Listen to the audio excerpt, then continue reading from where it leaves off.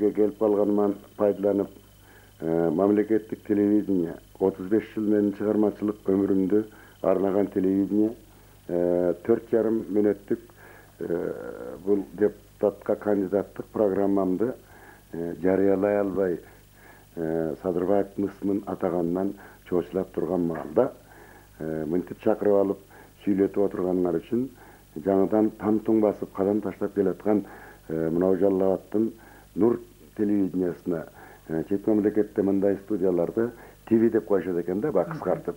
Нур ТВге чоң ыраазылыгымды билдирүү менен ушул телевидение өнөргөр канткен күндө дагы пикирлешпиз, кесиптешпиз. Ушул өнөр бышкактап чыккан Нур ТВде иштеген кыздарга, уулдарга, режиссерлорго, мына тартып отурган камераларга, камерамандарга, операторлорго зор ийгилик каалар элем. Жолуңардын шыдыр болушун каалар элем. Өмүрүңөрдүн узун болушун каалар элем.